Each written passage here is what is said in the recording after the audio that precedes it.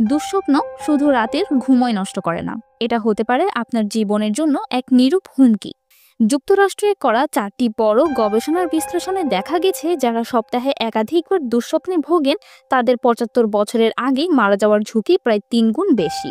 বিস্ময়কর বিষয় হলো, গবেষকরা এই ঝুঁকি হিসাব করার সময় বয়স, ওজন, মানসিক স্বাস্থ্য এবং ধূমপানের মতো অন্যান্য কারণও বিবেচনায় নিয়েছেন।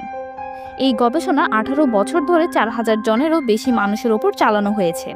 গবেষকরা দেখতে পেয়েছেন, নিয়মিত দুঃস্বপ্নে ভোগা ব্যক্তিদের ডিএনএতে থাকা রাসায়নিক চিহ্ন তাদের প্রকৃত বয়সের চেয়ে বেশি জৈবিক বার্ধক্যের ইঙ্গিত দেয়।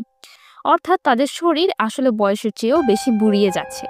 ঘুমের সময়, বিশেষ করে আরইএম বা র্যাম চক্রে যখন দুঃস্বপ্ন দেখা হয়, তখন শরীরে অ্যাড্রেনালিন ও কর্টিসল এর মতো স্ট্রেস হরমোনের মাত্রা বাড়ে। এই স্ট্রেস শরীরকে দিনের পর দিন চাপে রাখে, ফলে বাড়ে প্রদাহ, রক্তচাপ ও কোষের ক্ষয়।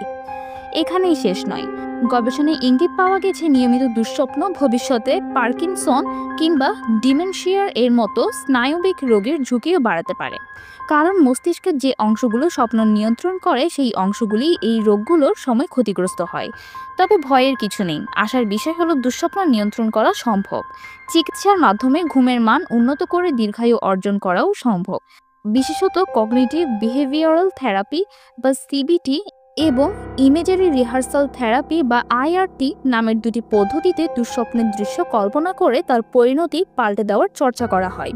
এটা হলো ভয়ের মুখোমুখি হয়ে তাকে নিয়ন্ত্রণে নেওয়ার বৈজ্ঞানিক উপায়। হ্যাঁ, গবেষণাটি এখনো পিয়ার রিভিউড নয়। অংশগ্রহণকারীদের জাতিগত বৈশিষ্ট্য কিছুটা সীমিত, তাই একে সার্বজনীন সত্য বলা যাচ্ছে না। তবে যেহেতু এটি দীর্ঘমেয়াদী উপাত্ত এবং সরকারি রেকর্ড ও বিভিন্ন সোর্সের বিশ্লেষণ থেকে এসেছে, তাই একে গুরুত্ব সহকারে বিবেচনা করেছেন বিজ্ঞানীরা।